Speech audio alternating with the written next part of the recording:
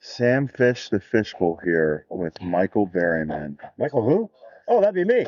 Hi, I'm Michael Berryman, and he's not. I'm Sam Fish, the host, the fishbowl.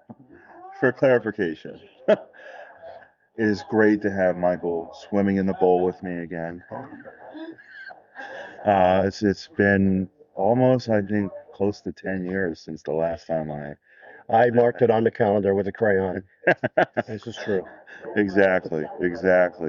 Michael, it is a pleasure to have you on the show again Thank you. and to be here in Pittsburgh again.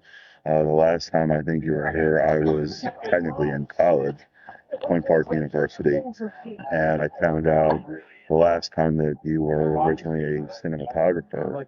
Well, Started. I studied when I did One Flew Over the Cuckoo's Nest. I have a degree in art history, so I asked Milos Forman, my director, I go, what do I need to know about that thing, the camera? And he gave me a book on cinematography. So, I mean, I never worked as one, but I studied the science of cinematography, which helped tremendously if you're an actor, learn that stuff.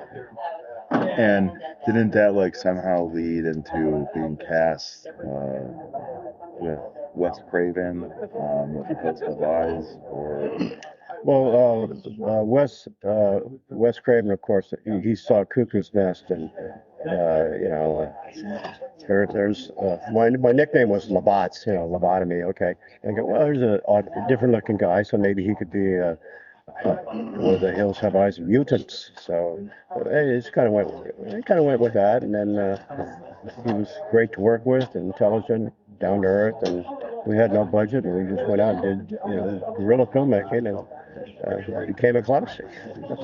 what did you think of the remakes? Actually, I thought I've only seen the first remake, and visually it's very decent. There's a few things I would have changed as from a director's point of view, but overall I thought it was pretty solid. The part two with the sequel for I mean the remake because in of course the original you're in part one and part two.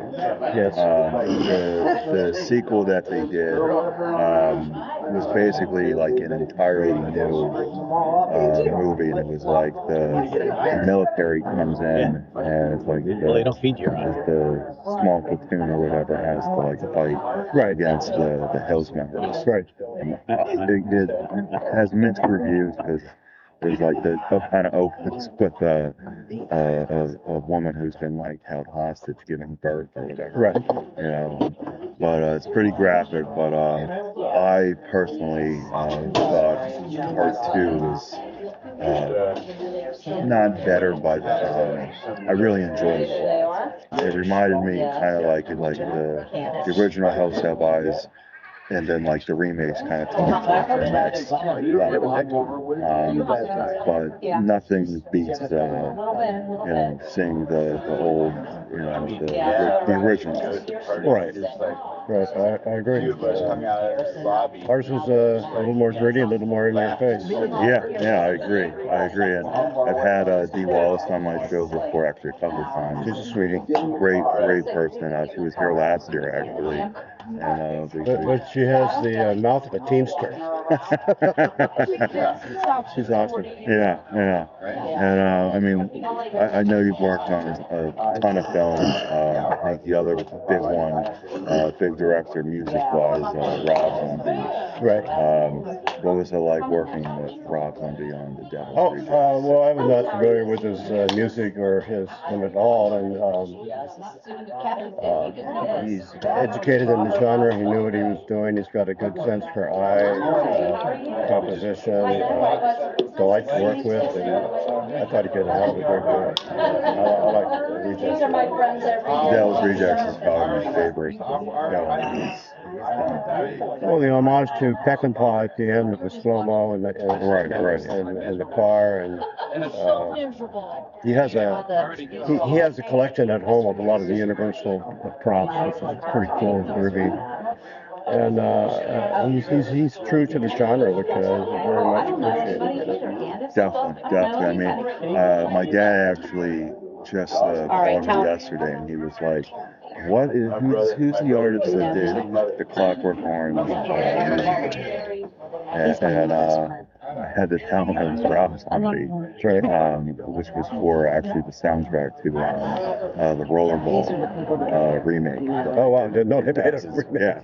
Yeah. The original was way better, but the music video was probably the best part about having that movie come out because it was Rob Zombie literally like in a 3.5 minute like shot for shot. Right. Like essentially the script for Clockwork Orange. Cool. But what are some of your favorite films? I have a ton. I'd say favorite films.